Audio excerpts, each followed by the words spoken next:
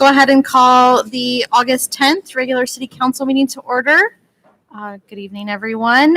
Mayor Hala is out of town, so you have me as your backup for the night. So bear with me as we work through the agenda. First item is consent. Is there any items that need to be removed? Hearing none, I will take a motion to approve consent. Move consent. Second. Roll call. Fetcher. Aye. Martin. Aye. Aye. Martin. Aye. Hanson. Aye. Moving on to public forum. This is a time set aside for comments from the public for items that are not on the agenda.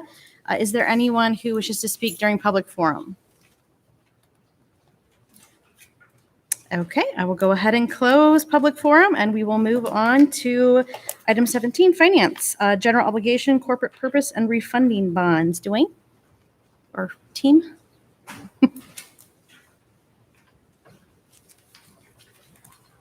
We took bids this morning for our general obligation and refunding bonds. And the biggest part of this refunding, believe it or not, was for the library renewal. So, that still seems new, but we're to the point where we could refund some of that. And obviously, that's what drove up the amount of the issue this time. And also, we had some pretty good savings. But I've got with me our city treasurer, Roger Wisecup, who does most of the legwork for these, and also our municipal financial advisor from PFM, Suzanne Gerlach. So Suzanne will provide a summary of the results of the sale this morning. Sure. Thank you. I come bearing good news. So the markets have been working in our favor. So Moody's Investor Service did affirm the city's strong AA1 rating. Nothing but good things to say in the rating report. And the goal with the competitive sale is to get 3 bids. And historically, you've always gotten more bids than that. Last year, I think we got 8. We got 12 bidders today. Fantastic. And not only did you have 12 bidders, you had 12 bidders signed up and you had 100% participation, which is very unusual for competitive sales. So that means you get really good rates. The top 2 bidders were less than 1% today. So of those 12 bids, the true interest cost is sort of that aggregated interest rate over the life of the bonds. The range of those true interest costs, 0.99% to 1.13%. So very narrow range from the first to the 12th bid. That meant people were rebidding, resubmitting, sharpening their pencils, giving you the best possible bid today. And like I mentioned, winning bid came from Huntington Securities out of Chicago, Illinois at 0.9903%, with the very sad Raymond James coming in second place at 0.9993%. So like 1/10,000ths of a percent. So very sad Raymond James today. Both of them were under 1%. Refunding savings, this is the best part. The best part of my job is to say how much money we save taxpayers today. $1,097,000 on the library bonds issued back in 2013 between now and 2031. So that's tremendous savings. And that comes right out of the debt service. So 9.91%. And our goal with the refunding is 3%. And you had almost 10% savings today. So congratulations on a very successful sale today. I'm happy to answer any questions anyone might have. Questions, council? No. Thank you. Thank you. Congratulations. Good news indeed. Yeah. Do you have anything else, Dwayne? Okay. No. All right. Okay, so we have a resolution accepting bids and authorizing the sale and issuance of general obligation, corporate purpose, and refunding bonds in an amount not to exceed $22,405,000. So moved. Second. Thank you. Roll call. Garten. Aye. Corrier. Aye. Martin. Aye. Judy Hanson. Aye. Fetcher. Aye. Thank you. All right, moving on to Public Works. First item on this part of the agenda is a staff report regarding interim traffic control plan for the intersection of Hyde and 190th. Good evening, council. So this was an item that was a request of the Story County, and council referred it. Really, the item was to take a look at what could be done between now and we have a study here in FY 22-23 to take a look at the 190th corridor, and the referral was that we wanted to do something in the interim because they feel that there's some congestion and safety issues there that are existing today. So what can we do in an immediate sense to fix that issue? So we, as staff, looked at the situation. We evaluated a couple of different intersection control types, a temporary signal and a always stop condition. In the staff report, you can see that the always stop, I think the only thing I should say about that is that it didn't fare very well in the peak hour in the morning. The queuing got pretty long. Now, it is a theoretical model, but it was big enough, even in the theoretical sense, to make us concerned. So that's why you'll see when we get down to the alternatives, that the staff recommendation was a temporary signal, and that's mainly because of that peak hour time. The rest of the day, the four-way stop probably would work just fine, but it's that morning peak that really gave us some concern, and that it's in a proximity to the railroad track. That's probably the other thing to bring up, that you really don't want queuing or blocking of that railroad track, as you can imagine, would be a concern for us. So maybe just going through option one was the temporary signal. We got a quote from Iowa Signal.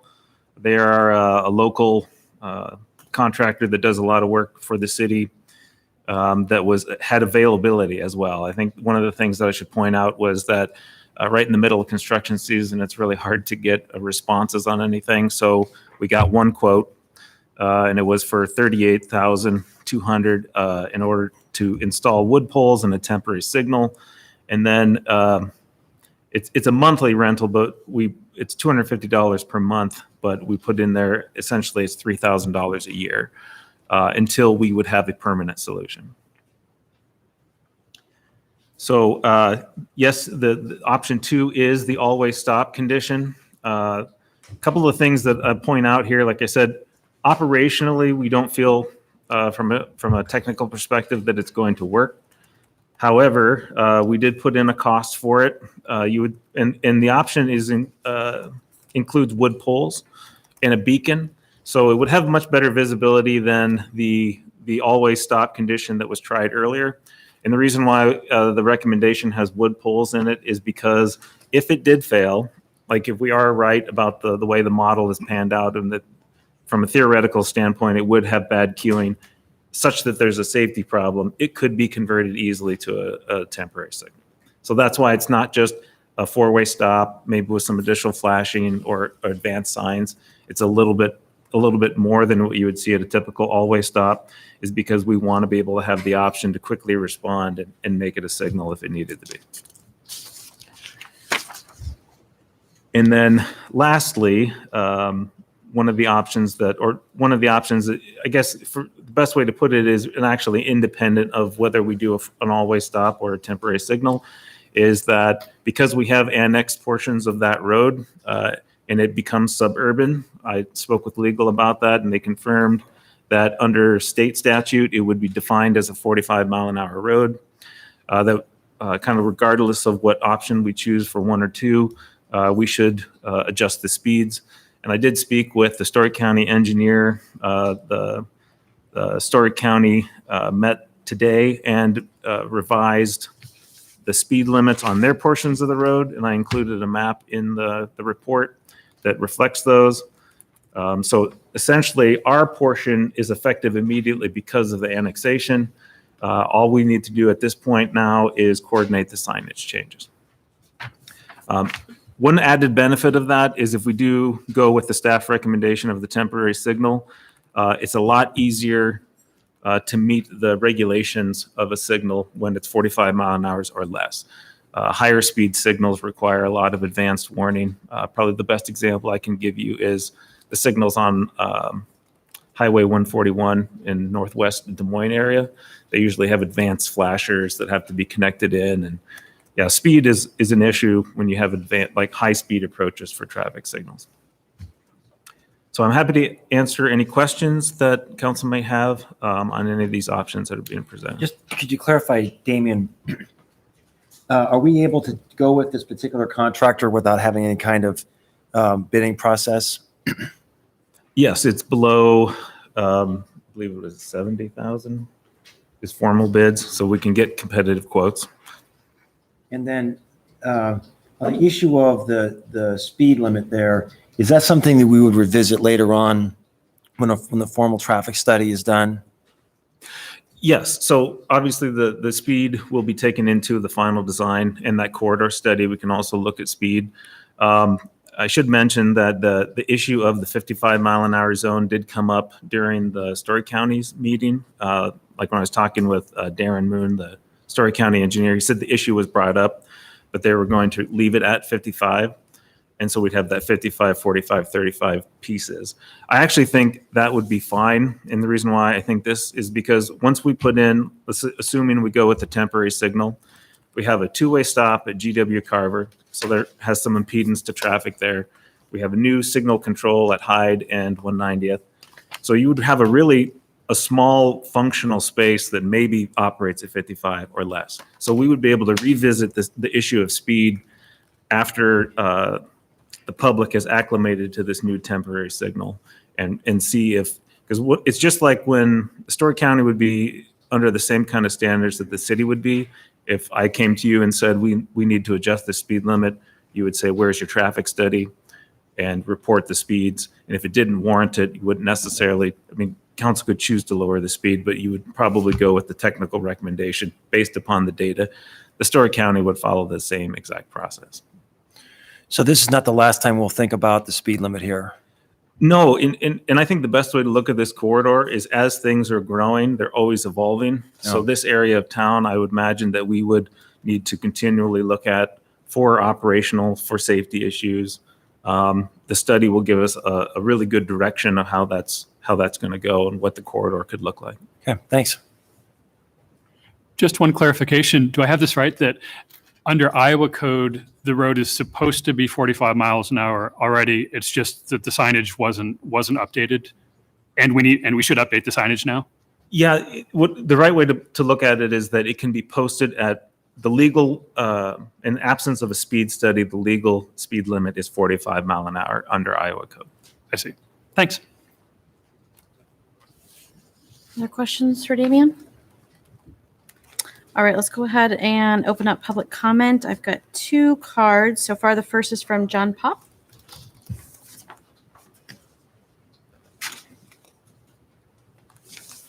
And just state your name and address, and we'll try and keep comments to 3 or 4 minutes. Thank you. Great, I will. Thank you, Amber. My name's John Pop. I live in Gilbert. I'm the mayor of Gilbert, but I also sit on the AA MPO board. So I just want to thank you for stepping up and doing something at this intersection, because we get a lot of comments from the school and the patrons there and the fire department, our volunteer fire department. So thank you for that. I would encourage you to do something. I think the stoplights probably make more sense than the stop signs. But I'd also encourage you to do what you can to proceed with the expedition of the traffic study, because those intersections are identified in the long-term plan as roundabouts, and I think that'll be a great solution for that location. So, thank you. Thank you. The next card I have is Linda Merkin.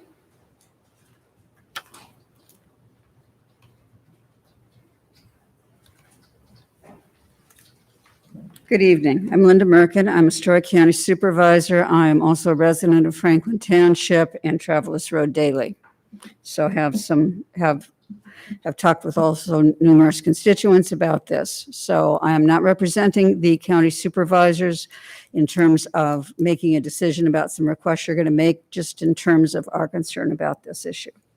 We sent a letter September 2019 to the city, and that's the first time we started to discuss this this intersection. We were hoping at the time that the study of the 3 intersections on 190th could be moved into the current fiscal year FY22, and I understand that because you just don't have the staff resources to do that, and you want to leave that into 23, and I can understand that.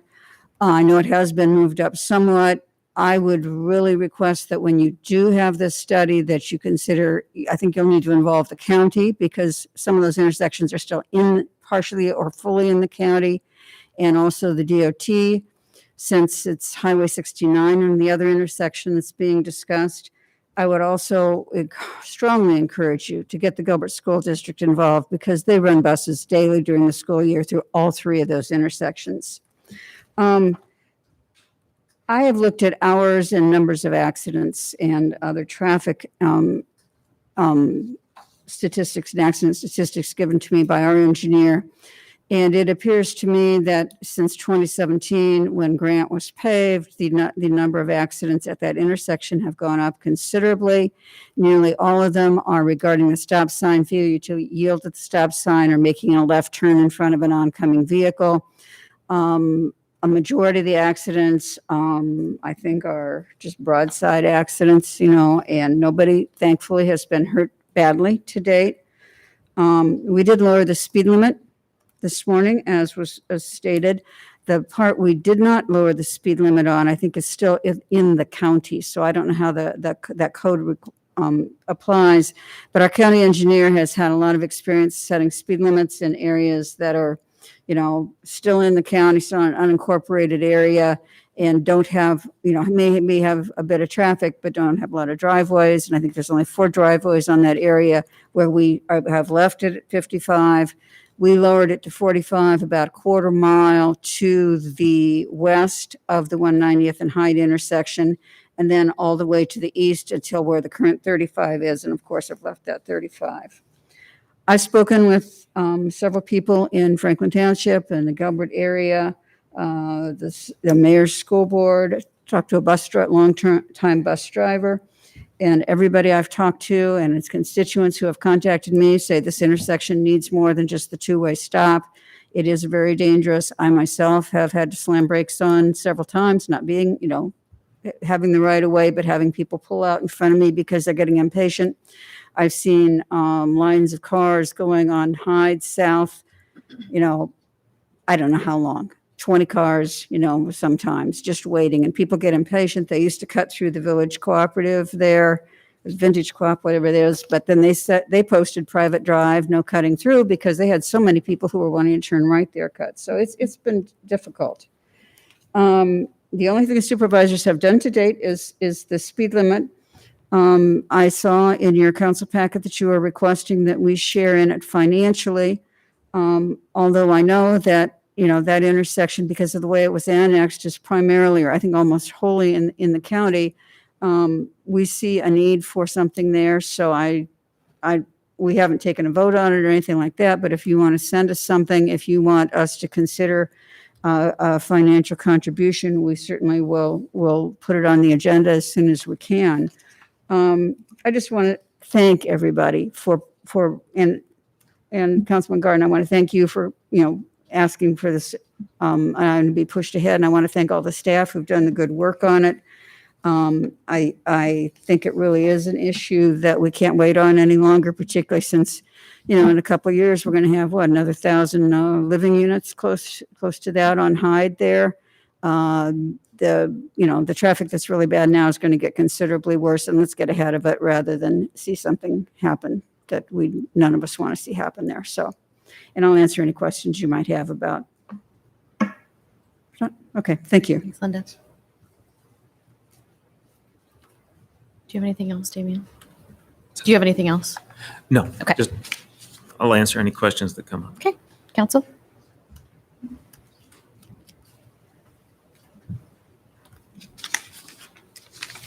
Ready for motion? Yep.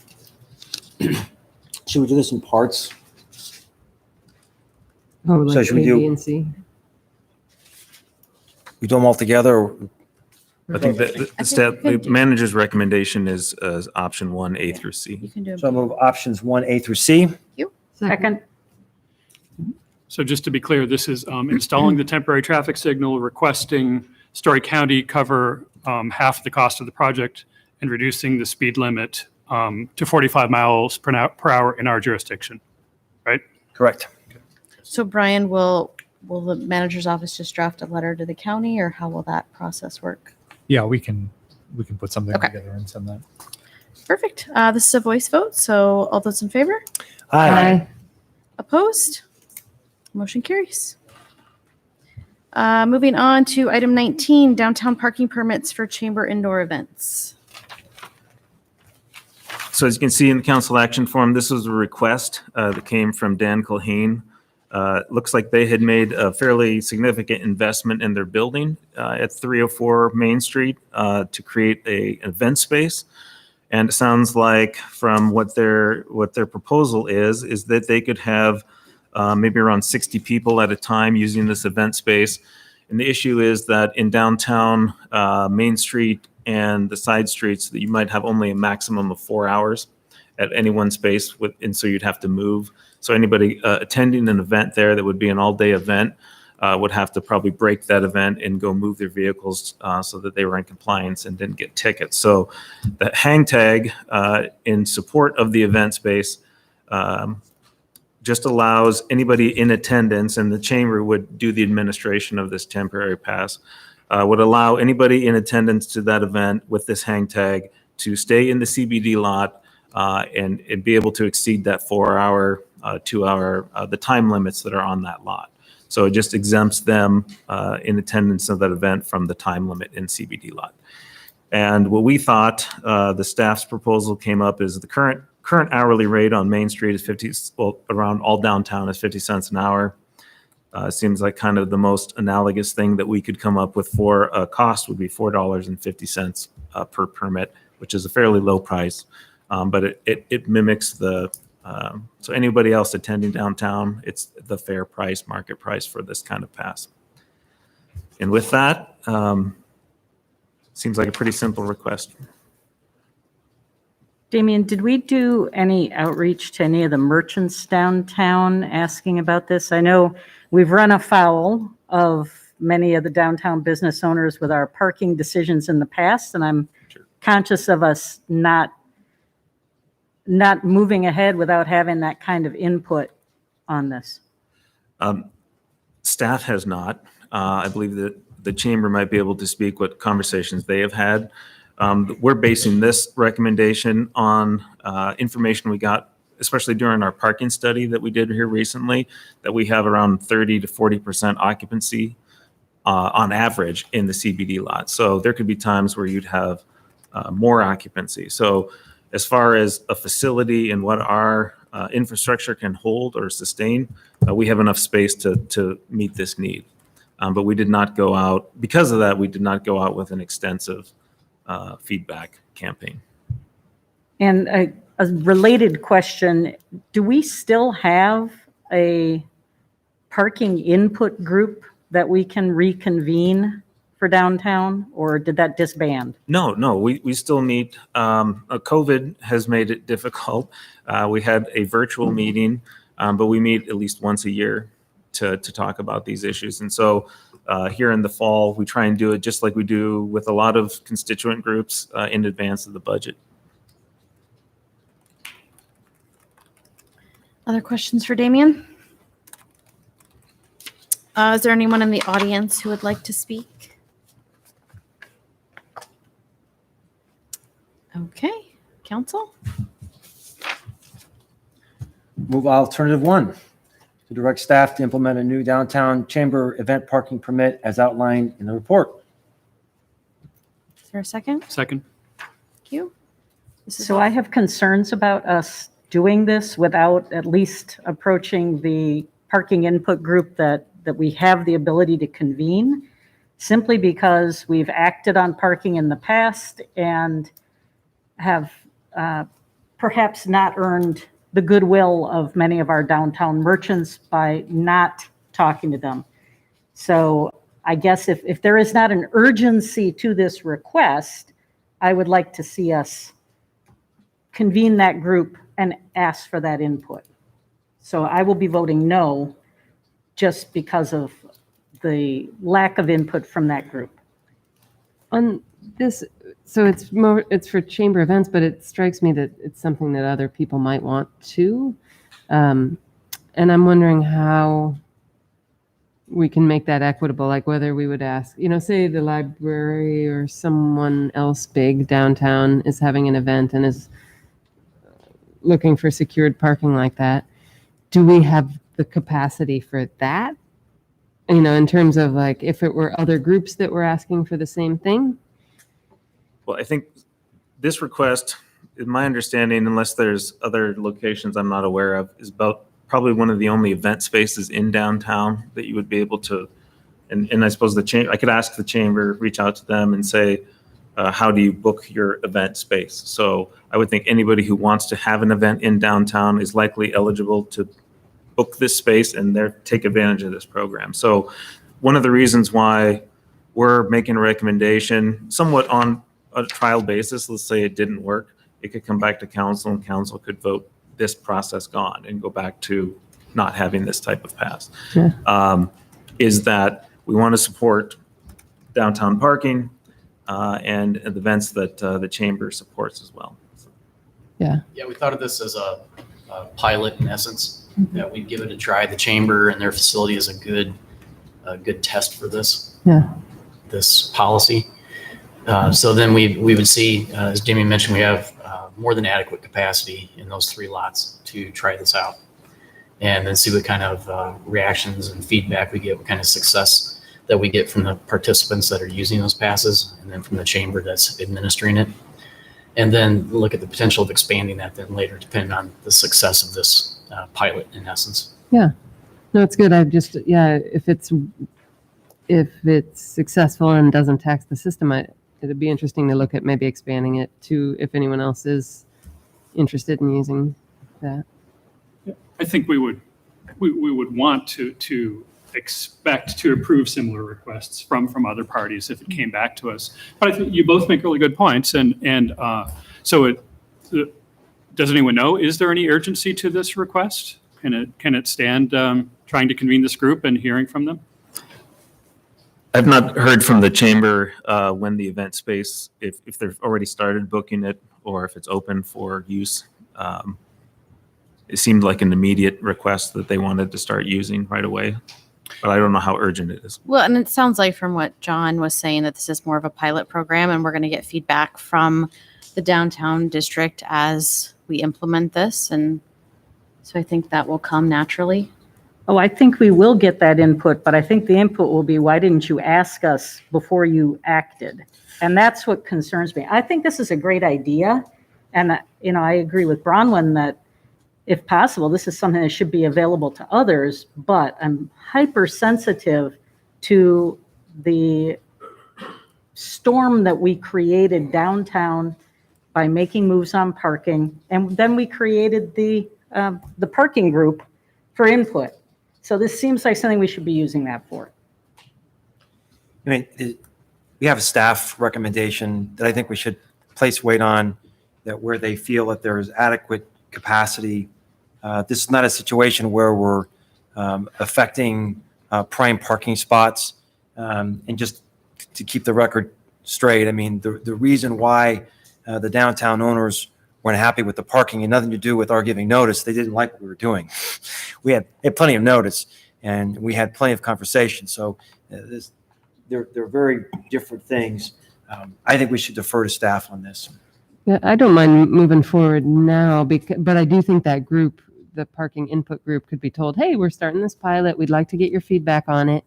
And, sort of proactively in that way, we could get their feedback on it. Because if we do have the capacity, I think it seems fine. But I do agree too, though, that we should be sensitive to how they're feeling about it once we give it a go.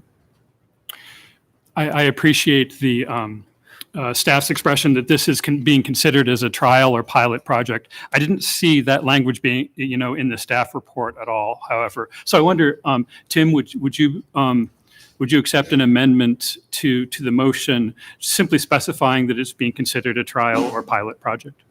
I think that was part of the expression of the staff, so I would accept that as a friendly amendment.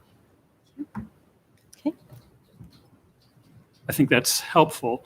And I think long term, the question for council here is really, do we have any problems philosophically with reallocating what's currently free parking for paid purposes? I think that's what will grab people's attention. And I think it's worth trying. I think that we want to develop downtown. We want to attract new types of uses to downtown. So I support it. But I think that's what we ought to keep an eye on. Yeah, and I just want to make clear, I support this concept. Yeah.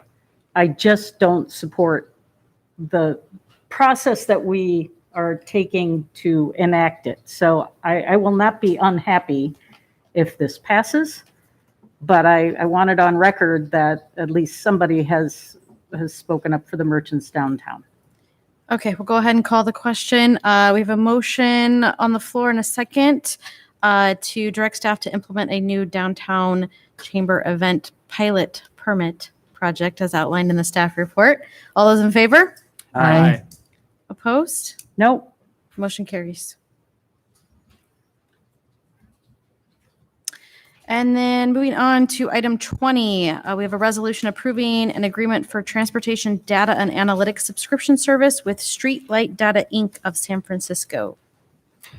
So this is an expansion of an existing data service that we have. The base service we brought to council before that really uses application-based services, and then it provides our staff a lot of analytical tools to evaluate traffic across our region.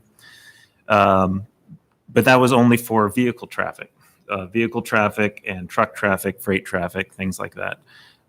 The expansion includes the non-motorized elements of it.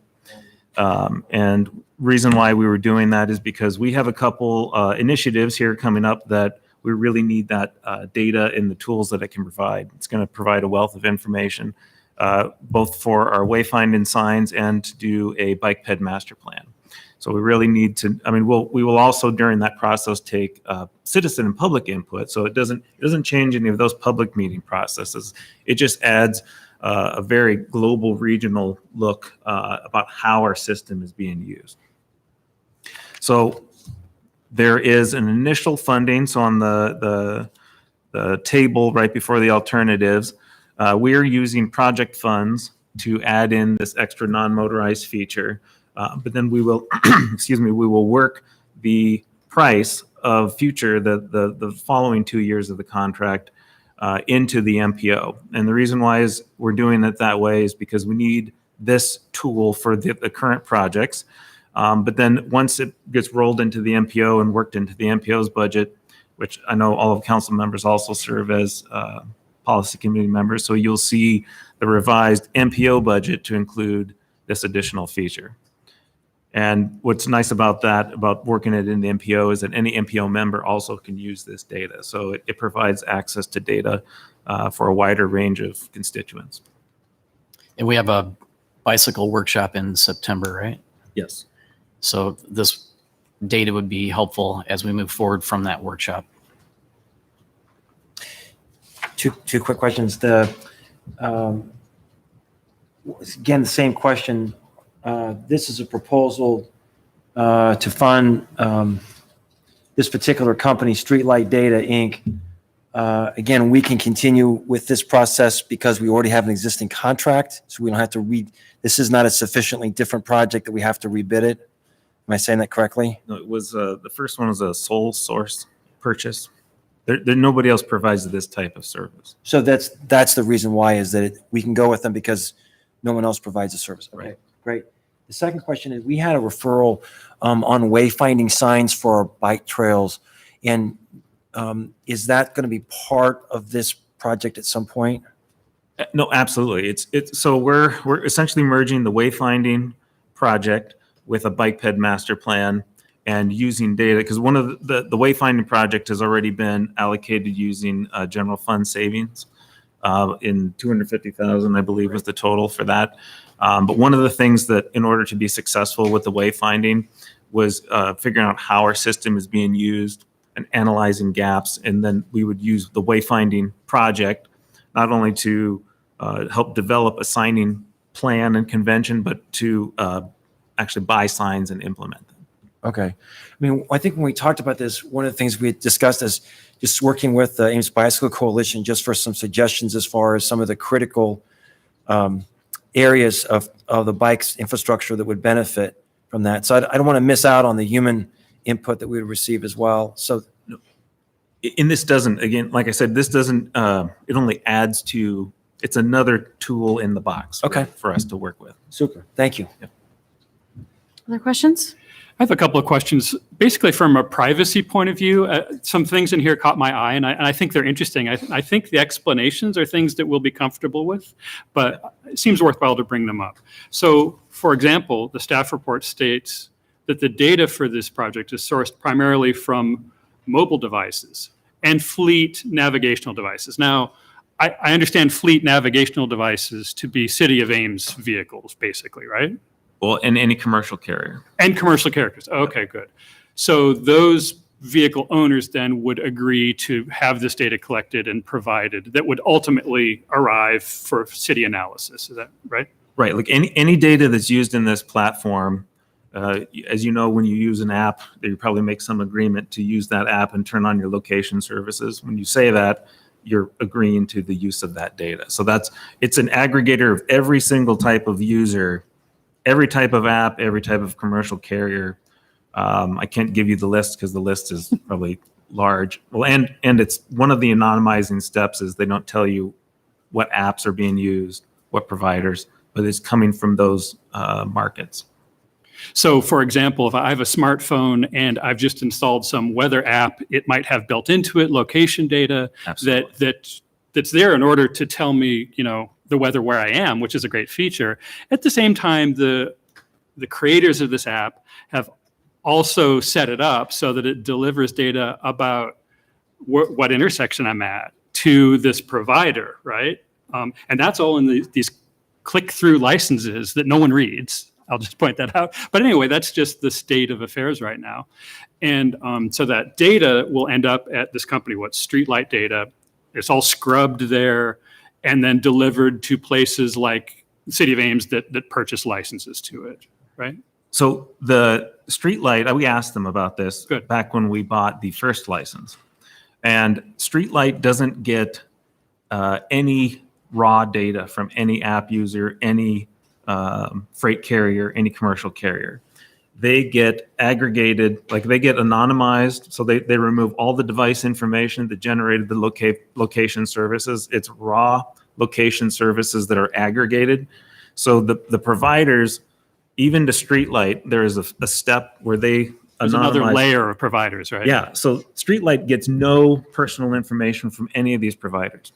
It's just raw location services, and it's aggregated to some kind of block level. So it's not ever a specific trip. So like the specific, like if you're using your weather app, that has been consolidated with maybe everybody who uses that weather app. And then I can't tell you exactly the specific process, but Streetlight then through their analysis tools, do like a second layer of anonymizing. So the data that we as staff or anybody who's using their platform, it's double anonymized, double aggregated data. And so when I click on a link and I want to provide analysis, like for instance, I'll give an example. So if I wanted to know who are the people, where are people coming from and going to that maybe patron Ada Hayden Park? You can put a zone over that and it shows you. But all that's telling you is percent of traffic is going on this street, percent of traffic is going on that street. Even if like the little colored line ends at something that looks like somebody's house, that is only because graphically that's where statistically it drops off and you can't report any more data. There's nothing about any one particular specific route or a user that you couldn't. It's so aggregated at that point you can't backtrack the information. So if I could just synthesize this, the takeaways are, first of all, the City of Ames is not putting any of the software on anyone's devices. That happens in a completely independent way. Yep. And any data that we do receive has all these layers of anonymization to it, and it's believed to be impossible to use it to track any particular person, right? Yeah, but my understanding is even within the Streetlight company, there is people who collect data from users who do not interact with the people that create the tools. So even within their company, they have some kind of security segregation of staff. So they're very cognizant of the security, and they're big on protecting people's privacy. Thanks, that's helpful. And one related question here, the staff report does mention that this process somehow includes gathering of socioeconomic data. Well, so all it's doing is, so obviously the main body of the platform is location services. And all that they do is provide any other public data source. For instance, the census info. That's what's happening here is they're just taking census block information and merging the location services together so that you can infer some socioeconomic information about your travel. So perhaps, like for instance, you want to do an environmental justice study and you want to evaluate people's access to, because transit is one of the modules in here. If you want to say like how good is your transit coverage to people who might have an economic reason to use transit, that would be one of the tools you could do. So, and that can go on down to every mode of travel to make sure that people have an economic access of equity to different modes of travel. So it's a really cool tool, but it's not collecting any more information. It's just aggregating more public data sources together. Thanks, that's very helpful. David, I appreciate you bringing this up. I was looking at this from the positive side, but you raised some sort of dark specters. And this is the kind of stuff the communist Chinese are tracking their people with. And there is a dark side use of this technology all the time, every day.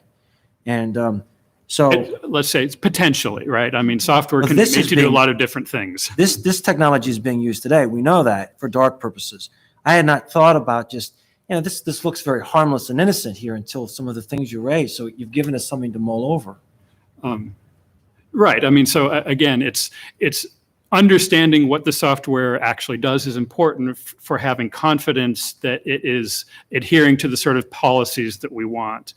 If, on the other hand, people are carrying around devices that have rogue software installed on them, then all bets are off, right? We can't, we have no idea what's happening, and there's nothing we can do about it either way. So we're living in a society where we're assuming that everyone has pretty pristine devices and that they haven't been corrupted by someone else. And on that assumption, then we're doing reasonable things with the data we receive.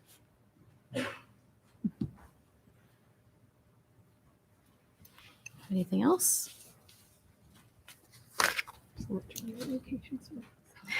Okay, I will just note here, there's a typo in the online or alternative one that you're looking at. It should say 8:30:21, not 8:30:31. So I will take a motion for a resolution approving the agreement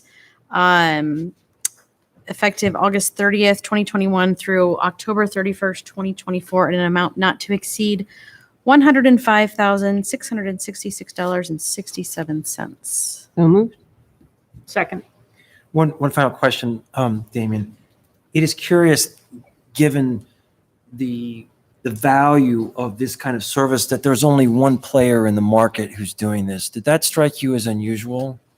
No, because so there are different layers of companies that aggregate. Just like kind of give like a parent company of like a sports brand. There might be different sports brands, but they have a parent company.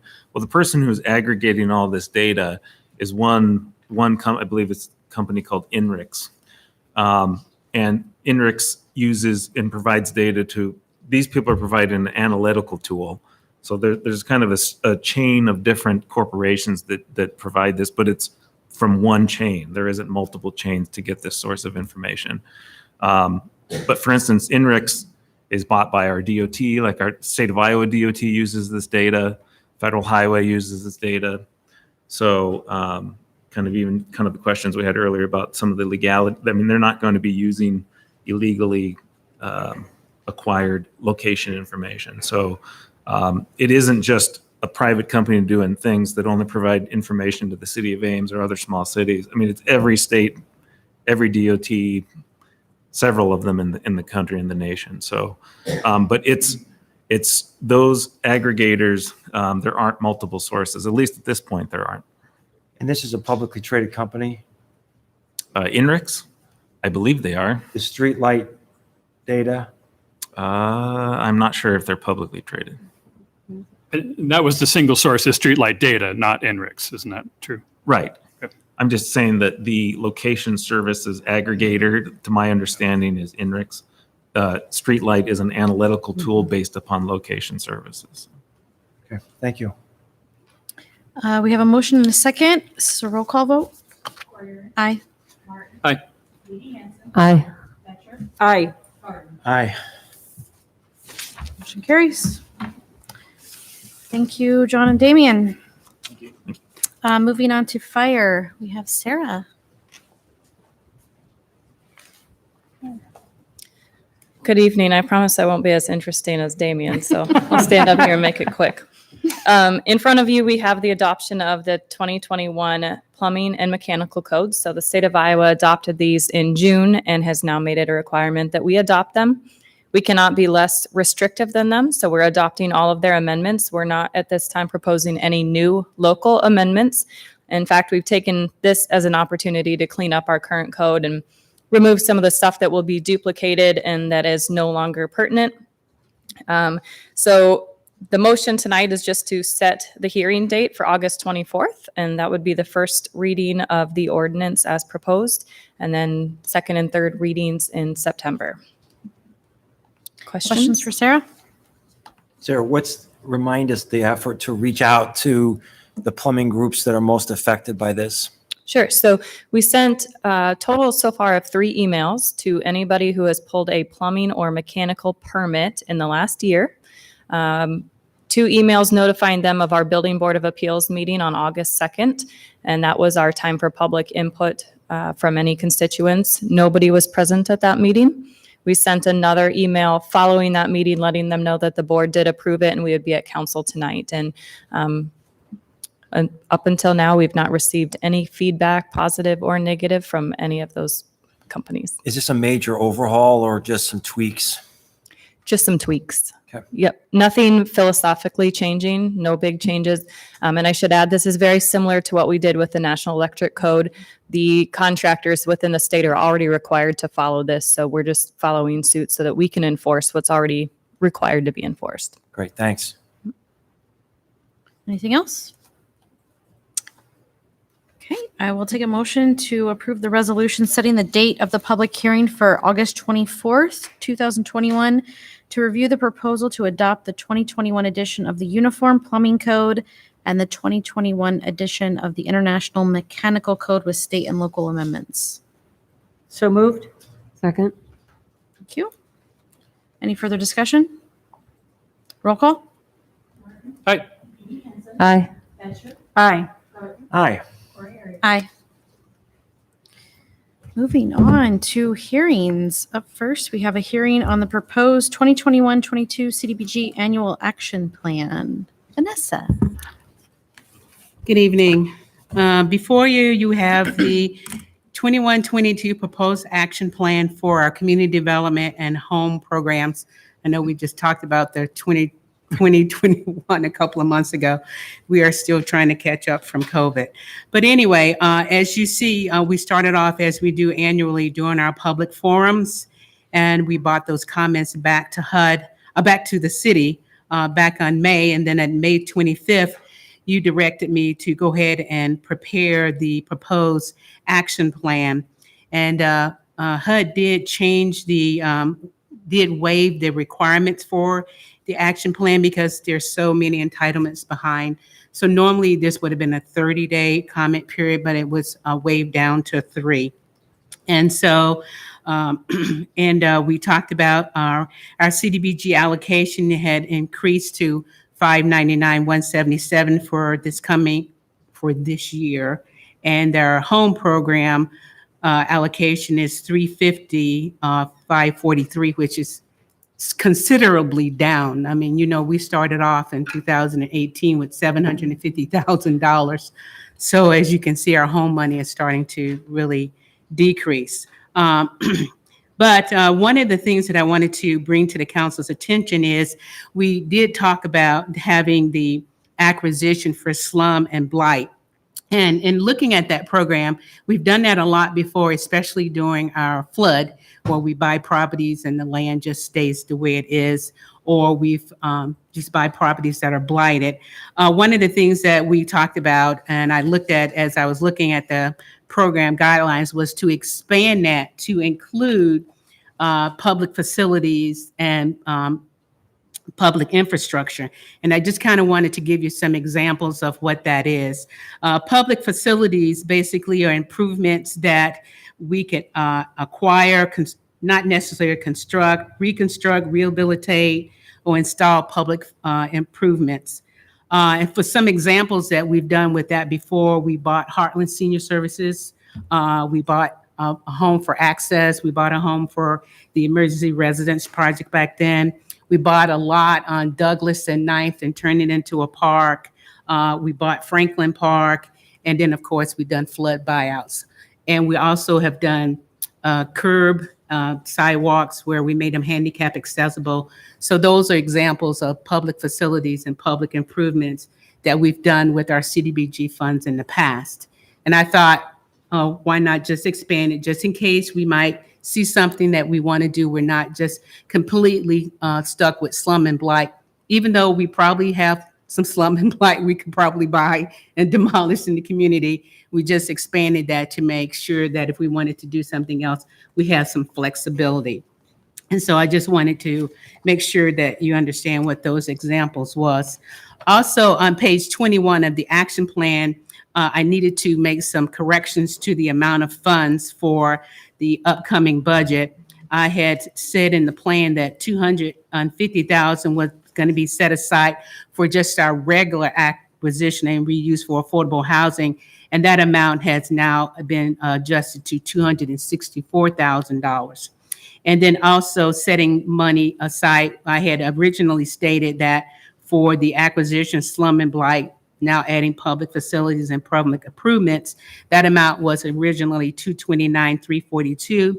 We adjusted that to $304,342 to match all of the anticipated program income and our anticipated program rollover to match HUD's numbers and they have in the system.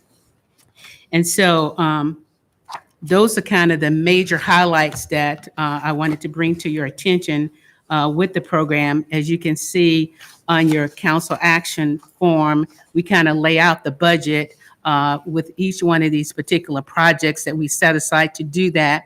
We still have our CARES funds that we're trying to spend down. We starting to pick up a little bit more applications now, and I think that's probably due to the variant and some closure of some things. And then we're also still working on getting our Baker subdivision up and going and using our HUD funds for that. Also, I did share with you at the May meeting the comments that we received from the public forums. And also in your packet, we also received a comment during the public comment period of July 31st to August 3rd that's been attached to your email as what your packet as well. So with that, I will entertain any questions that you may have at this time. Vanessa, could you give us a sense of what's happened with respect to rental assistance with the situation changing on the eviction moratorium?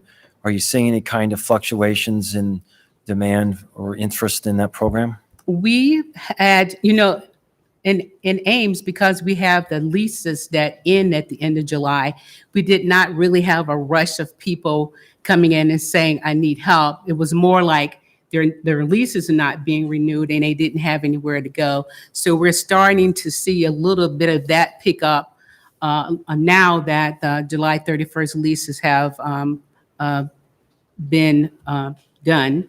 The other thing is, with our CARES fund, it's hard to tie those non-renewals to COVID because it's specifically for COVID. So we've been working with families that have been coming in this last week to see how we can tie their evictions and not evictions, which is a good thing because it didn't go on their record, but that they didn't get their leases renewed. So now they're out trying to find a place where they would need help with deposit and first month's rent.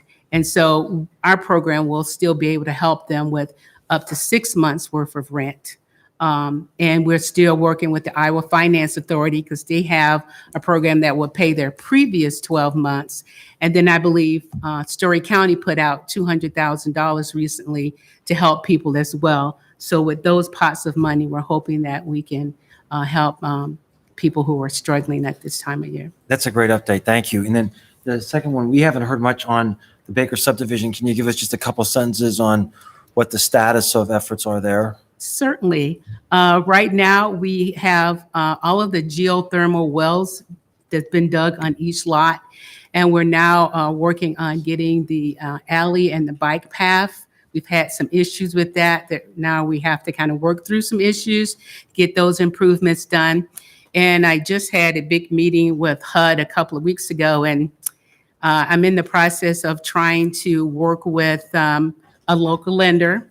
And also one of the things that we just found out from HUD a couple of weeks ago, as far as we used to do our own first-time homebuyer program where you had to go through classes and understand the whole process.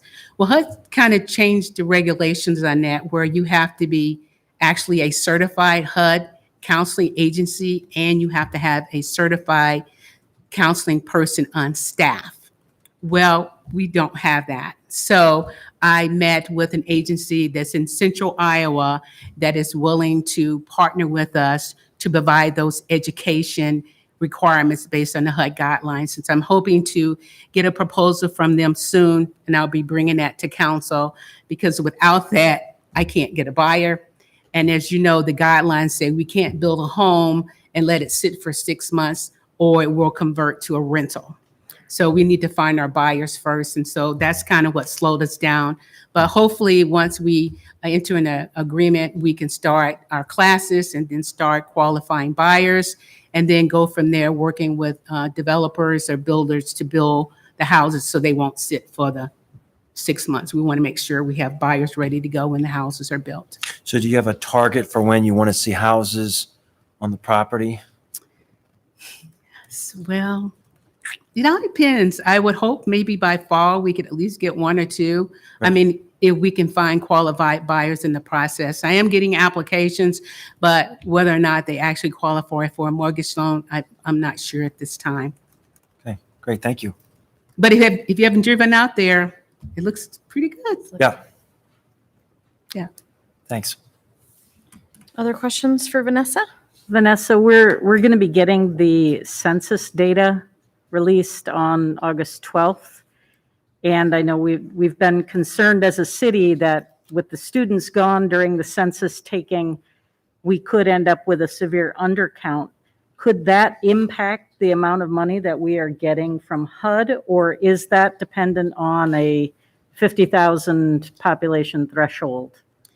Well, it's depending on our staying in the 50,000 threshold as far as our CDBG funds. They do look at census data when they determine the formula of how much you get. I believe that's been the impact of our home funds, why they've gone down these last couple of years, but our CDBG funds have gone up. I think there's been a combination of looking at that data, but HUD looks at a lot of things, but I think that's one of the impacts that may help. I know it hurt Iowa City a couple of years ago with their numbers going down, so their funding went down. But, we'll have to just see what happens. Just on that point, we're concerned about what that census data is going to show because it impacts us not only here, but also in our proportion for gas tax, road use tax revenue, and other revenues. So we'll have to scrutinize that pretty closely when it comes out and determine what kind of options we have available. Maybe it's a special census that we would pay for, or see what other options we might have.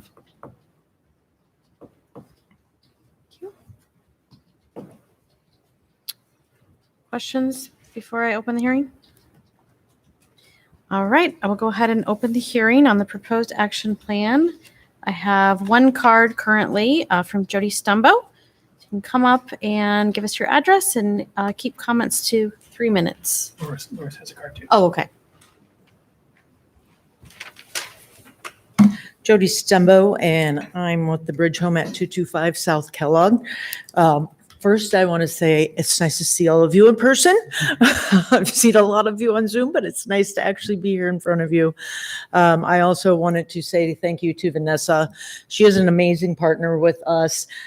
She's also a wonderful resource for me, and she tolerates my many, many questions as I continue to learn my way through some of this complexity that surrounds the issue that my organization is working with. And what I wanted to share with you is not necessarily new information to you, because I know you received a letter from me addressing some of my concerns with the plans moving forward, and some emails.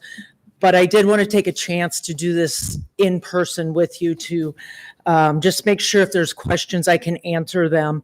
But I just want to reiterate that the plan moving forward, what it appears to me really is focusing on entry-level housing for middle-income families. And that's an important demographic that we need to be taking care of. But that's not taking care of my people. That's not taking care of my clients. More than likely, my clients are never going to own a home. And what I'm not seeing much of is affordable rental units. If you look at the numbers in Ames, Ames is the fourth most expensive place to live in Iowa to rent a 2-bedroom apartment. And I'm only talking about a 2-bedroom apartment when I'm using these numbers right now, not a 3 or not a 4-bedroom, what a family may need, a 2-bedroom apartment. So to afford a 2-bedroom apartment right now in Ames, a family must earn $16.48 an hour just to be able to live in a 2-bedroom apartment. But if you look at the estimated hourly renter wage, the mean renter wage in the city of Ames, it's $11.89. So if you do some number work with that, it means to afford a 2-bedroom rental unit in our community for an average rental family, they need rent that's around $600 a month. In Ames, the average rental for a 2-bedroom apartment is $900 a month. That's why so many families are struggling. That's why the biggest demographic we work with at the Bridge Home is families. Out of the 2,500 individuals we served last fiscal year, which you can figure 75% of those are Ames, Story County, majority Ames. 34% of those are children under the age of 18. So that's children in families. So we're not talking about transient people passing through in the night here. We're talking about people in our community who live here, who work here, but they just can't make ends meet. And the most common housing problem we have here in Ames is housing cost burdens. That's the biggest problem that we have. And if you look at the data, 50% of renters in the city of Ames are overburdened or severely overburdened. And I know that a lot of times people will say, well, that's because it's ISU students. And that may be a component of it, but I can tell you, lived experience, we don't get Iowa State students coming to us. The people that are coming to us are community members. You might sit next to them in church. So we need to figure out a way to help these folks. And, you know, even looking into the future, projections out to 2050 is that there will be a little more than 19,000 renter households in the city of Ames. And they are predicting that 60% of them will be overburdened for rental. So if we do not get on this now, there is no way we're ever going to keep up. I know this is a problem that we probably will never meet all the needs, but I really think we need to focus on how can we do it better. I know the Baker subdivision has some rental units, but I believe it's only 36.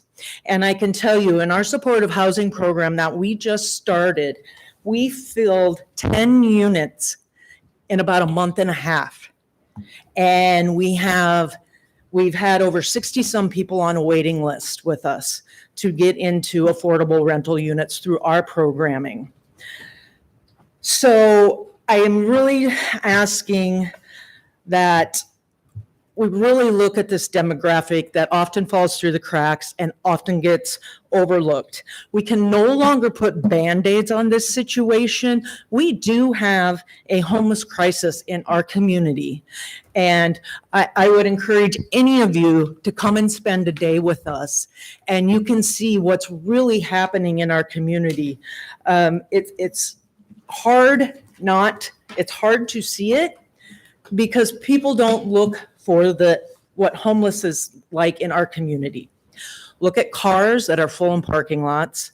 Look at families that are doubled up, tripled up in 2-bedroom apartments.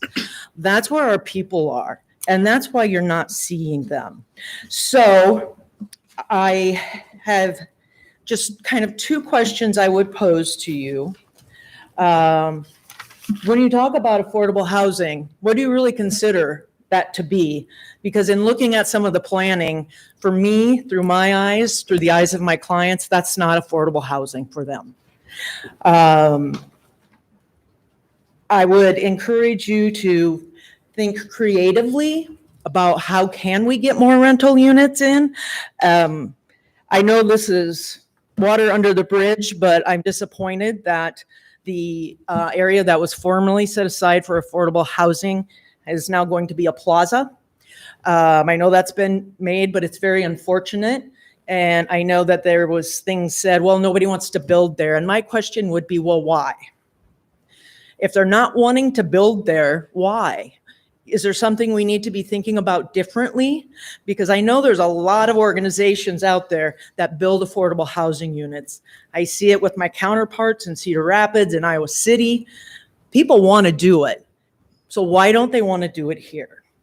And that would be my question that I pose to you. And I hope that you would figure out what can we do to get more affordable housing so that everybody who lives in this amazing and wonderful community that it is, everybody gets a chance at the great amenities, gets a chance to hang out at the plaza, gets a chance to have a home and really be part of our community. Thank you. Mayor Protem, can I ask one follow-up question? Quickly. Yeah, I want to be sensitive to the schedule. And we gave you probably a little more time tonight. Yes, I appreciate that. Could you give us a sense, do you collect data on the racial demographics of the people that you're serving? So if we think about the people that you passionately defended tonight, and I appreciate that, we all do, you have a sense of the racial demographics on this? We do have that data. I can't give you an exact amount, but I know I can tell you percentage-wise, most of the clients we are dealing with are white. Thanks. Thank you. Loris?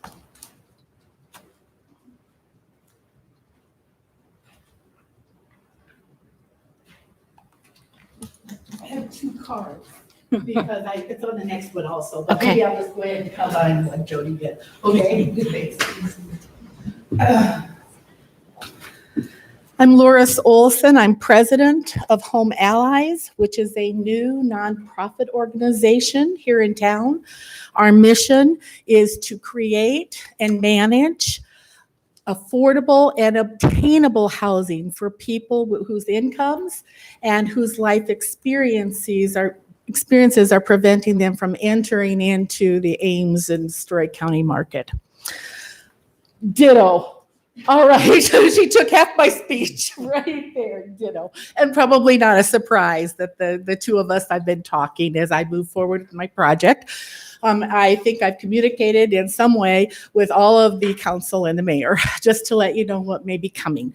So now to this, the draft here.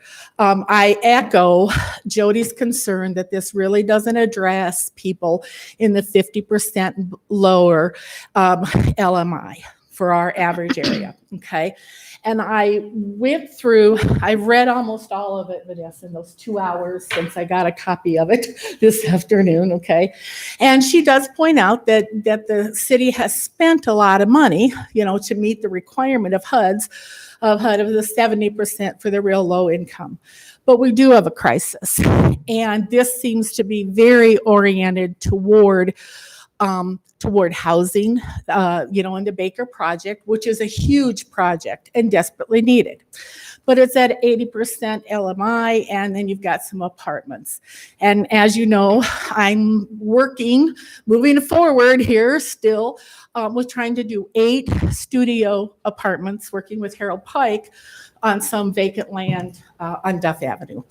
And my project, if I read this correctly, would not be included in here because of all the specifics. So I need at this point permission. May I ask Vanessa a couple questions because it will make a difference what I'm going to advocate for. I think you can ask us and we'll have Vanessa answer them later after we close public Okay, comment. I'll try and still advocate. All right. So definitely I'm advocating for option 2, that it be approved with modifications. And that as I went through this and marked up everything, I did some calculations based upon, I mean, this is very specific with the dollar amounts laid out. And then you go further back into the plan and it says what will happen and won't happen, each action. And nowhere in here is there accommodation for my project or something else that somebody else might want to bring forward. It's not in here, okay? So I adjusted those numbers like the 250,000 that Vanessa indicated up to 262. Well, I added 39,200 to that because I believe that's what I'll be coming to ask, et cetera. And I'm just one entity, okay? And I don't know who else may have something on their list for this year. I'm only aware of my projects, the only one that would be going forward kind of in this realm.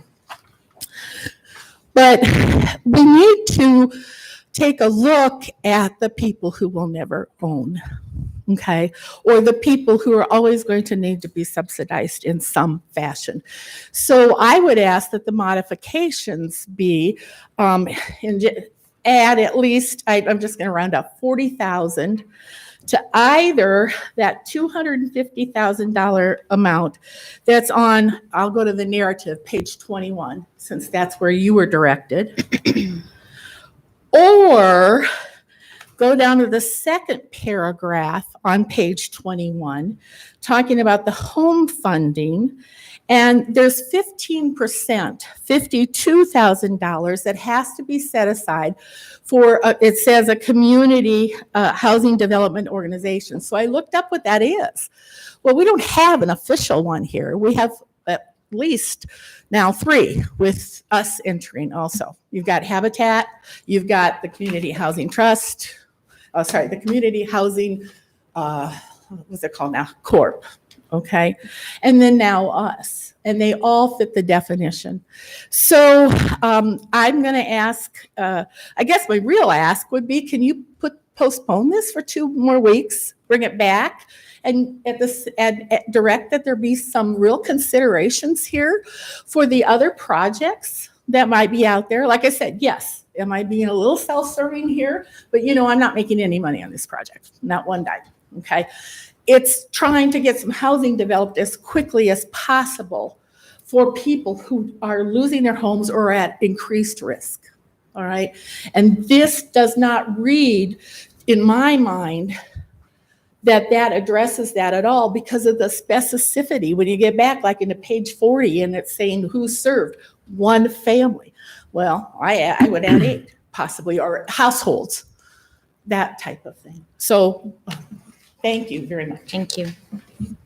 And I'll wait till the other one for the. Thank you. Okay. Is there anyone else in the audience who would like to speak on this item? Okay, I'm going to go ahead and close the public hearing then. Open it up for questions from council. Vanessa, do you want to have an opportunity to respond to anything that you heard from Jody or Loris that you think it'd be helpful for us to consider about the budget? Certainly. Under our CDBG acquisition reuse for affordable housing, that it can include the purchase of units that could be converted or used as rentals as well. We have to have interested and qualified developers or nonprofits that would be eligible to run them. I mean, so just like we bought them before, could not find anybody to want to own and maintain them, but that's how it's going to work with CDBG funds. CDBG funds are used to acquire property, to do infrastructure, or to do rehab. So it's not to build housing. And yes, we've set aside our home money right now for all of the Baker subdivision. And yes, 15% of that can be used as CHODOs. There is no qualified CHODO in Ames Story County right now. You do have to qualify for one. We have set aside that until we finish the Baker subdivision. And then we can look at and see if any of the nonprofits in the area or other areas would qualify for a CHODO. It's more than just, it's a qualification process. And certainly, you know, that's why the funds are set aside for that. But right now we are trying to just move on a project we've been working on since 2015 with our home dollars. So there is a possibility that units can be bought or duplex can be bought that could be used for low-income rental units. You just have to have an experienced nonprofit that is willing to run them. And so I'd be more than happy to help partner with that. We bought a duplex a couple of years ago, couldn't find a nonprofit, Eastwood Community Housing Initiative, end up backing out of the project. So we end up selling the property to Habitat for Humanity. But it's always been something that we have wanted to do rather than just, in addition to doing first-time home buyer, is to do some type of rental housing. But it takes an experienced nonprofit to run those because all we can do is buy the property. They're responsible for everything else. So they have to have the fiduciary responsibility and the experience to do that as well. So it's not something that we haven't tried to do in the past. We just need the capacity to do that with a nonprofit developer who wants to maintain rental. We tried a rental rehab program, but because you have to rent to low-income households at 50% or less, we couldn't get property managers or owners to take that incentive. They didn't want to be restricted to that income level. So that program just kind of went and gone. It didn't take off. Could So you also, and I appreciate that, that's very helpful. Could you also, did you have anything specifically that you wanted to respond to some of the things? I mean, Jody shared a lot of important data that's helpful for us to consider. Is there anything else in Jody's comments that you want to specifically? well, that data is what we put in our, it's that CHADS data from HUD that's in our 2019-23 consolidated plan that comes directly from HUD. And as we did that, when we did our plan to submit to HUD, there is a % of students in there who live off campus. So you have to kind of really look at your numbers based on actual people walking through your door, or as Jody's saying, her door. So I guess we would have to kind of sit down and really talk about what would help those people get into affordable housing, rental housing. Plus, you also have to look at ongoing subsidized housing, and we don't administer the Section 8 program, which is a big help to help people afford housing. It's not just building it and trying to keep the rents low. You got to have something to cover their share of the rent as well. So we don't have a subsidy program to go along with it, but we certainly can buy a property and get it ready and have it become a rental. But that's the point we could do with our CDBG funds. It'd have to come back with somebody helping to actually subsidize those rents and keeping those rents low and finding the resources to do that as well. Thanks. I also heard a specific question that I think you probably know the answer to, and that is, what was the difficulty involved in developing the properties across the street from here on 6th Street for affordable housing? Okay, we went out and did an RFP for developers to develop that property. We did not find, we none qualified to do it. They didn't have the capacity. They didn't have the financial wherewithal to make that project happen. So as we move forward with the Baker subdivision, we were hoping that we could find a developer that would be willing to not only develop at the Baker subdivision, but also would develop on the 6th Street lots. Didn't have any interest in that because it wasn't contiguous for them and they wouldn't score well with IFRA points.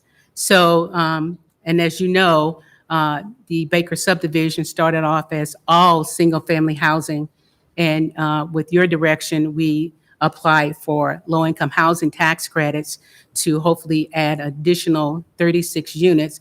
No, it's not a lot, but it's something that we're looking at, especially being able to find 10 acres of undeveloped land in the middle of the city that is close to all of the points that we're hoping that will score high and be able to get that started. But with having to buy land and also having to look for partners to apply for low-income housing tax credits, because that's where some of the subsidy comes in. Even though they're not monthly subsidized, the market rent is below market rent. But some families, even in low-income housing tax credits, still need Section 8 to make it affordable. And Section 8 is what we're missing right now. I mean, right now, our partnership with Central Iowa Regional Housing Authority, we have the largest amount of vouchers for Story County. And we continue to work with the CERHA to try to get as many vouchers in Ames as possible. Yes, we now have a requirement that landlords don't have to take Section 8 as a program now. The legislature makes sure that they don't have to do that. So it's also a challenge to get landlords to participate in that program as well. So you're gonna have to find some other methods to make the rents affordable on an ongoing basis. Back to the 6th Street properties, was the RFP you mentioned, was that directed specifically to LIHTC or was it broader than that? It was broader than that. It was just open to any developer who might be interested in building low-income housing. Thanks. Anything else? Okay. Council?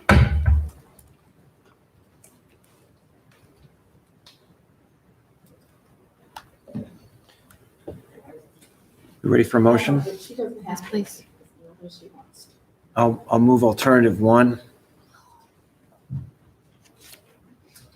Is there a second? I'll second. Discussion? Yeah, I mean, I want to respond a little to what I've heard and what I understand to be the case.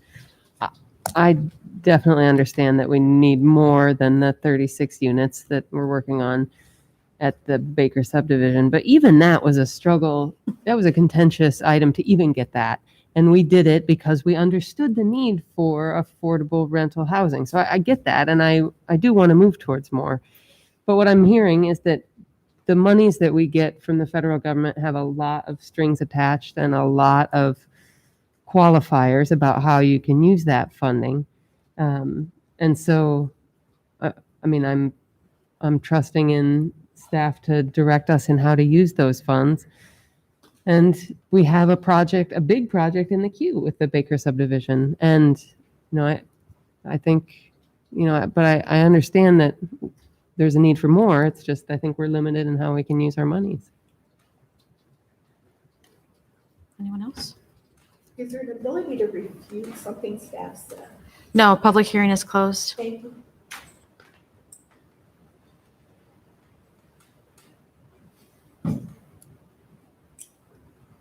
Any other comments?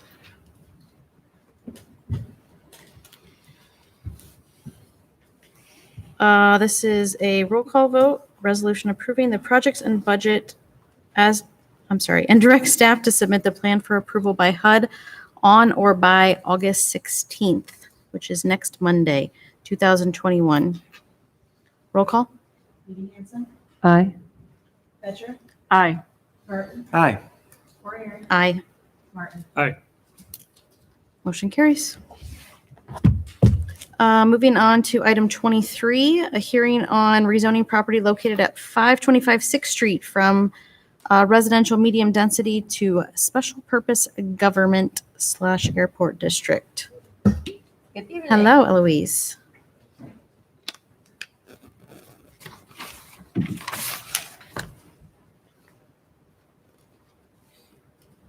So I have some visuals, probably aren't needed, but we can.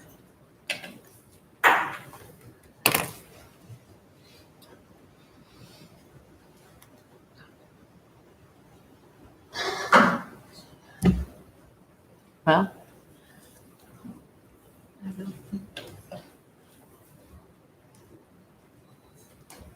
Well, we don't need those. I'm not getting it right here.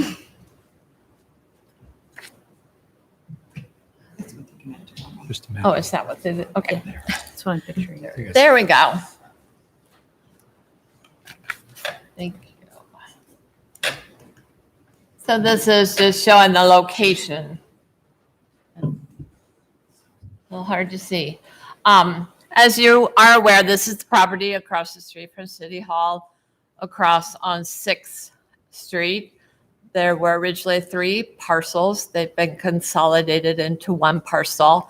The land was originally purchased by the city, as was previously discussed this evening, for the purpose of constructing affordable housing.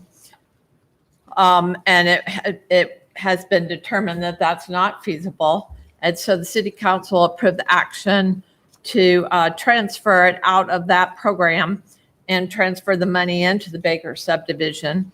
And that action was approved on July 13th.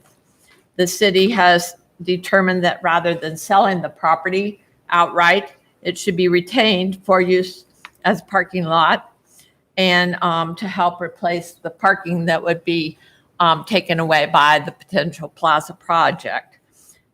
So currently, the zoning, this is showing the land use as it currently exists. So changing the zoning out of residential medium density would be supported by the land use policy plan. And it would, the request is to change it to SGA, which is the same as City Hall for Government Airport District. The property is 0.63 acres. The Planning and Zoning Commission did meet and discuss this topic and voted 5-0. There was no one from the public objecting at that meeting, so they voted 5-0 unanimously to recommend approval to you. So it is staff's request that you would move forward with the rezoning of this property. It is consistent with the land use policy plan, future land use map. The rezoning will have no impacts on current infrastructure and city services for the parcel. And so if you would approve the rezoning for the 0.63 acres from RM to SGA for the property at 525 6th Street. Thank you. Questions for staff? Okay, this is a hearing, so I will go ahead and open the public hearing. I have 2 cards here. The first is from Jody Stumbo.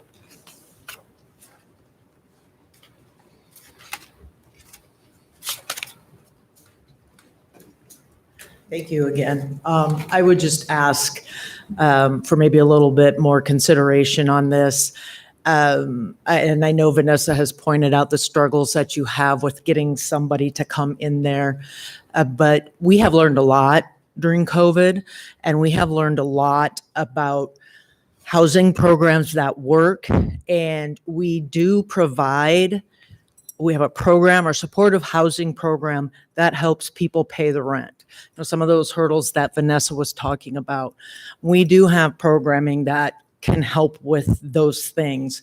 We actually are having a partnership that's just getting going with Surha, so we have access to housing vouchers.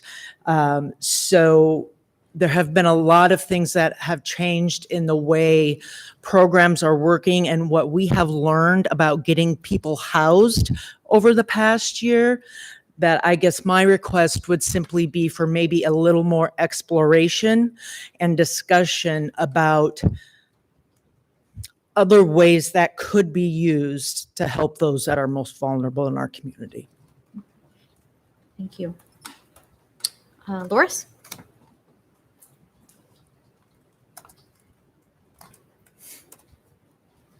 Once again, I'm still who I am. Okay. I would like to first of all address something I didn't say before, and it's related to this. It's about conversations with staff and how information that staff may have given or said to me does not coincide necessarily with apparently what comes forward. But I move on from there. Okay, I was told in a conversation with Vanessa that I could submit a letter and Steve Shanker would make the decision whether it was out of her funds or whether it was out of your general budget. So Vanessa's now said that's not possible. So I just want to let you know that my frustration in part is because of information provided to me. I'm going to come to this unit now because I'm going to talk about another conversation I had with Vanessa. Okay, when this first came up about this rezoning, I had begun my project, but I wasn't very far into it. Okay, I was still looking for opportunities to develop property that would fit the demographics I think Jody and I are trying to serve.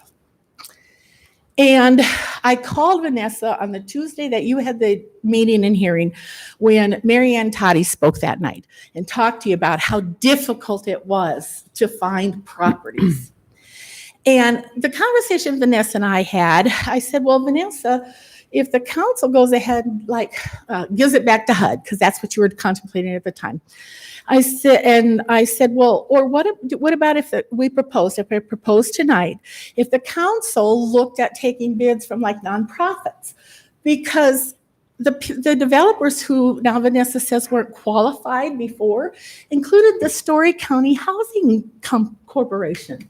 So what's your qualification level? They already had developed properties. They're your local developer, okay? So what is that qualification going to be and who makes it? Staff or you guys? But anyway, that's a question for you to ask your staff. So back to the conversation I had with Vanessa. So Vanessa said, Loris, I need that $195,000 value to help complete my Baker Street, low income, the infrastructure. And that was at the same time that Luke Jensen had sent you a letter requesting that it be considered to open up for a competitive bid. So I said to Vanessa, okay, well, I don't want to screw up your Baker Street project. So I'm not going to, zoom in and speak tonight. So I never weighed in on this, and I could kick myself in the tushy right now for not doing that because my search went on. And as I met with some of you and explained how incredibly difficult it was to find 2 lots, if you will, a little piece of land to put up a project like I'm going to be bringing to you and proposed. So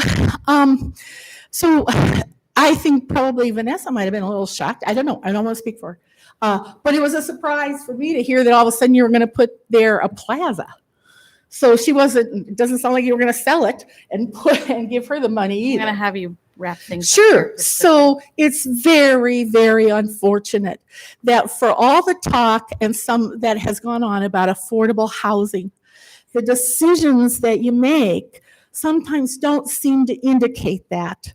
And so I echo what Jody's saying. Take some more time here. How do you know that 6 years later here, there are not others of us who can come forward and don't even have to rely on LIHTC if we look at a different model? Thank you. Thank you. Is there anyone else in the audience who would like to speak on this item? Okay, I'm going to go ahead and close the public hearing. I will just note that we had I was on council at the time, I'm not sure everybody was, but we had a very robust discussion about the responses that we received from our RFP on 6th Street. And one of the primary qualifications of potential partners with the city is that they are currently in compliance with all of prior state grants and other monies that they had received. And I will just note that those who applied did not meet those requirements. Thank you. Any questions, comments? Council? Move alternative 1. Second. It's been moved and seconded to approve the rezoning of the 0.63 acres of property at 5256 6th Street from RM to SGA. This is a roll call vote. Aye. Aye. Aye. Aye. Aye. Motion carries. Moving on to ordinances. Item 24 is the second passage of an ordinance amending the Urban Deer Management Program regarding the reporting requirement. Move on second. Second. Thank you. Been moved and seconded. Roll call. Aye. Aye. Aye. Aye. Aye. Item 25 is third passage and adoption of ordinance number 4442, rezoning with master plan 4514 and 4605 Hyde Avenue from agriculture to suburban residential low density. Move on third. Second. It's been moved and seconded. Roll call. Abstain, conflict. Aye. Aye. Aye. Aye. Thank you. Moving on to dispositions of communication to council, and we don't have anything. Nice. Okay. Good at this. I'm so good at this. Kidding. Who needs John? Council comments. Gloria. Well, I did mention we're going to be hearing the census results on August 12th, and I hope we're all keeping our fingers crossed that we haven't lost too many and perhaps even have gained some, although I'm skeptical about that. The Rummage Rampage was a huge success, and I don't know whether Susan has data on how much we made off the Rummage Rampage, but I know that we made more than we did in 2019.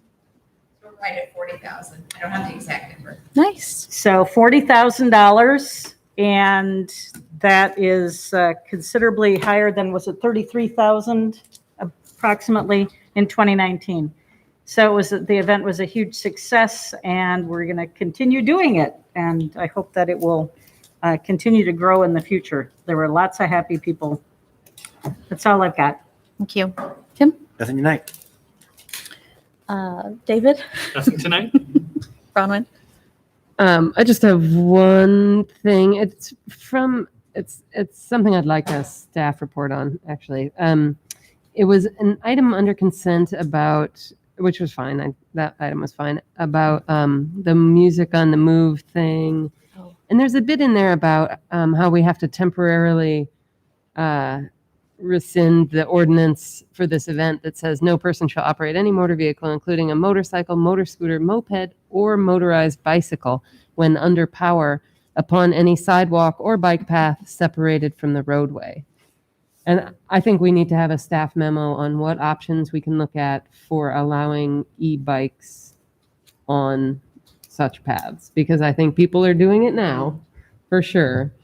And I don't know that it's unacceptable. I think an average rider on an e-bike isn't going to achieve speeds greater than a good rider on a regular bike. So that's something I'd like a staff memo on options for. That's your motion? Yes. Second. Discussion? I'll just mention that this seems like a topic that would also be covered under a referral we have outstanding, generally involving micromobility. But I like that this is just a specific, discrete thing that is something maybe we can just bite off. That's good. All those in favor? Aye. Opposed? Motion carries. Anything else? That's all I've got. Thank Trevor? you. Nothing tonight. Thank you. Okay. Well, thank you all for letting me fill in. I'll wish Mayor Hala happy birthday, and I'm sure he'll be back in the seat next week. Motion to adjourn. We are adjourned. Good job.